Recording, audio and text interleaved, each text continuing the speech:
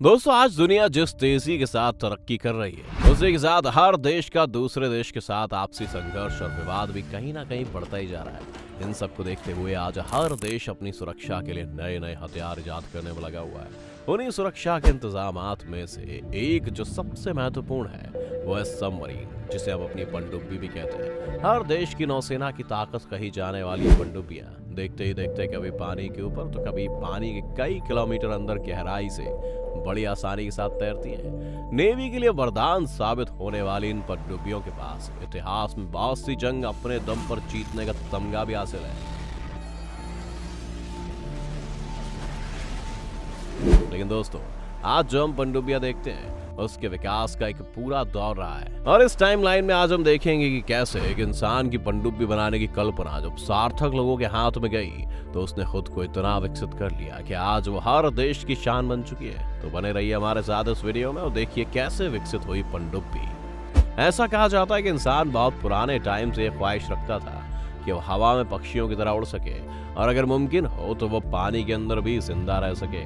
लेकिन उस वक्त जब इंसान अपने विकास के शुरुआती दौर में था, तब इस बात की संभावना कर पाना मुश्किल था कि वो कभी ऐसा कर भी पाएगा। इसीलिए लोग जादुई कहानियों में जल परी और पुष्पक विमान जैसी बातें करके खुद को दिलासा दे लेते थे। लेकिन जैसे जैसे विकास का दौर आधुनिक रास्ते पर आने लगा तो इंसान के दिमाग ने ठान लिया कि अब जिस चीज की भी ख्वाहिश करेंगे उसे पूरा भी करेंगे। इसी में से एक था पानी के भीतर का जीवन। खैर, पानी के अंदर जीना इतना भी आसान नहीं होता और प्राकृतिक तौर पर तो इंसान कभी भी बहुत देर तक पानी के अंदर नहीं रह सकता, क्योंकि इंसानों के लिए जरूरी ऑक्सीजन और एटमॉस्फेरिक प्रेशर उसे पानी के अंदर नहीं बल्कि जमीन पर ही मिलता है। इन्हीं जरूरतों को ध्यान में रखते हुए पनडुब्बी के कॉन्सेप्ट को कुछ ऐसे सोचा गया कि हम एक ऐसी कृत्रिम तकनीक को विकसित कर सके, यानी कोई ऐसी मशीन बना पाए जो पानी के भीतर इंसान को बड़ी आसानी से जिंदा रख सके और साथ ही साथ जरूरत पड़ने पर पानी की सतह पर वापस भी आ जाए। बता दें कि पनडुब्बी जैसे किसी मशीन का कॉन्सेप्ट सबसे पहले ब्रिटिश वैज्ञानिक विलियम वॉर्न ने सोचा था। सन 1578 में अपनी एक पुस्तक में उन्होंने एक नाव को डिजाइन का प्रस्ताव रखा जो पानी के भीतर गोता लगा सके और चल सके। लेकिन यह सिर्फ उनकी कल्पनाओं तक ही रह गया, इसके आगे वो इसके साथ कुछ ना कर सके। लेकिन होने को कौन टाल सकता है। 40 साल बाद नीदरलैंड में रहने वाले एक डच वैज्ञानिक कॉर्नेलिस ड्रेबेल के हाथों विलियम वर्न की वही किताब लग गई जिसमें उन्होंने सबमरीन का कॉन्सेप्ट लिखा था। ड्रेबेल किताब पढ़कर बिल्कुल बेचैन से हो गए, क्योंकि उन्हें विलियम का आइडिया इतना ज्यादा अच्छा लगा कि वो जल्द से जल्द इसे असलियत का जामा पहनाने के बारे में सोचने लगे। लेकिन ये इतने आसान नहीं होने वाला था, क्योंकि अगर ये इतना आसान होता तो विलियम खुद ही इसे बना लेते। लेकिन ड्रेबेल ने ठान लिया था कि अब चाहे जो हो जाए उन्हें पानी के अंदर तैरने वाली इस मशीन को बनाना ही है। अब अपने इस विजन को पूरा करने के लिए उन्हें बहुत सारे पैसों की जरूरत पड़ने वाली थी। उन्होंने अपने सारे पैसे जोड़कर देखे तो उन्हें हंसी आने लगी, क्योंकि उतने पैसों में वो सिर्फ उस मशीन का प्रोटोटाइप मॉडल ही बना सकते थे, वैसे ही जैसे विशालकाय हाथी की एक छोटी मिट्टी की मूर्ति। लेकिन उन्हें इस आविष्कार के लिए बड़ी रकम की जरूरत थी। जब उन्हें कुछ नहीं सूझा तो वो चल पड़े इंग्लैंड के राजा जेम्स फर्स्ट से मदद मांगने, जानते हुए कि डच का अंग्रेजों से हमेशा 36 का आंकड़ा रहा है। लेकिन उन्हें पता था कि उन्हें जितनी रकम चाहिए वो सिर्फ शाही खजाने से ही मिल सकती है। एक तरह से देखें तो उन्हें भी उम्मीद नहीं थी कि इंग्लैंड के राजा मदद करेंगे। लेकिन जब ड्रेबेल उनसे मिले और उन्हें सारी चीजें समझाई तो राजा उन्हें पैसे और बाकी सारे रिसोर्स भी साथ में देने को तैयार हो गए, और इसी के साथ ड्रेबेल ने पहला पड़ाव पार कर लिया। फिर ड्रेबेल ने काफी मेहनत मशक्कत के बाद जितना जल्दी हो सके उतनी जल्दी एक छोटी नाव बनाई। लेकिन ये छोटी सी नाव कोई आम नाव नहीं थी, बल्कि वही नाव थी जिसकी कल्पना विलियम ने अपनी किताब में की थी। जी हाँ दोस्तों, ये नाव पानी में डूब और तैर सकती थी। इस नाव की बनावट के बारे में बात करें तो नाव का आकार चमड़े के बड़े थैले की तरह था और पूरी बॉडी एक लकड़ी के फ्रेम से बनी थी, जिसे ड्रेबेल ने तेल में लिपटे गुहाइट की परत से ढक दिया था। नाव ऐसी थी कि उसमें बड़ी आसानी से 7 यात्री बैठ सकते थे। अपनी इस नाव को पानी के अंदर गोता लगवाने के लिए ड्रेबेल ने नाव पर कई भेड़ की खाल से बनी हुई थैलियां लगा दी थी।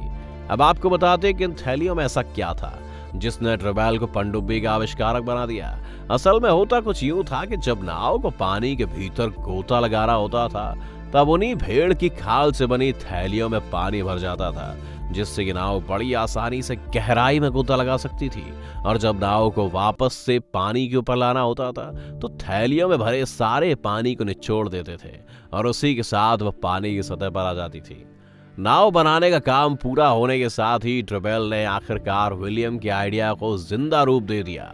इसके बाद उसने इस अनोखे आविष्कार को पूरी दुनिया के सामने रखने के लिए सन 1620 में एक बड़ी प्रदर्शनी रखी और 1620 से 1624 के दौरान वो उस नाव को प्रदर्शनी में लंदन की थेम्स नदी पर दिखाता रहा। इसी के दौरान इस नाव से यानी दुनिया की पहली पनडुब्बी से पानी के नीचे नेविगेशन की संभावना की पुष्टि भी की गई थी। इसके बाद साल 1770 में अमेरिकी स्वतंत्रता संग्राम में अमेरिकी इन्वेंटर डेविड बुशनेल ने एक नई पनडुब्बी का आविष्कार किया जिसे उन्होंने टर्टल नाम दिया। इस आविष्कार को इसलिए भी खास माना जाता है क्योंकि यही वो पहली पनडुब्बी है जिसने पहली बार एक नौसैनिक युद्ध में दुश्मन के जहाज पर हमला किया और इसी के साथ नौसेना को भविष्य की एक नई दिशा मिल गई। 19वीं सदी के अंत में कई देशों के पनडुब्बी आविष्कारकों ने पनडुब्बियों को विकसित करना शुरू कर दिया। उसी दौरान अमेरिका के एक स्कूल टीचर जॉन हॉरलैंड ने 1875 में पहली मैकेनिकली चलने वाली पनडुब्बी को विकसित किया जिसका नाम हॉरलैंड 1 रखा गया। ये पनडुब्बी स्टीम प्रोपल्शन का उपयोग करती थी यानी कि भाप से चलती थी। इसके अलावा हॉरलैंड बोट भी पहली बार नौसेना के बिल्कुल नए हथियार के रूप में शामिल हुई जिसने पनडुब्बी को सतह के जहाजों को डुबोने की क्षमता दी। हॉरलैंड बोट की उपस्थिति ने आधुनिक पनडुब्बियों को एक नया मोटिवेशन दिया। इस कारण से जॉन हॉरलैंड को बाद की पीढ़ियों द्वारा आधुनिक पनडुब्बियों का जनक कहा जाता था। अब अगर आज की आधुनिक पनडुब्बी की बात करें तो ये पनडुब्बियां पानी से भरे ऊपरी और निचली वाल्वों की स्थिति पर निर्भर करती हैं। जैसे जैसे पनडुब्बी के शरीर की डेंसिटी बढ़ती जाती है वैसे वैसे वो समुद्र की गहराई में जा सकती हैं। जब ये फिर से ऊपर उठती है तो वाल्वों के अंदर भरी हुई हवा के द्वारा पानी खाली कर दिया जाता है। इसके अलावा पनडुब्बी के किनारों पर पंख भी होते हैं जिनका उपयोग यात्रा की दिशा को नियंत्रित करने के लिए किया जाता है। आज इस समय भी जो भी देश अपने को नेवी में सबसे मजबूत घोषित करता है वो इस बात का ध्यान रखता है कि उसके पास दुश्मनों से लड़ने के लिए कितनी जरूरी और आधुनिक तकनीक से लैस पनडुब्बी मौजूद है। और आज के समय में पनडुब्बियों का विकास देखते ही बनता है। जो पनडुब्बियां किसी जमाने में गैसोलीन और फ्यूल से चला करती थी वो आज इतनी आधुनिक हो चुकी हैं कि उन्हें एटॉमिक रिएक्टर की मदद से चलाया जा रहा है। साथ ही वो ऑक्सीजन के प्रोडक्शन में भी काफी सहायक हैं।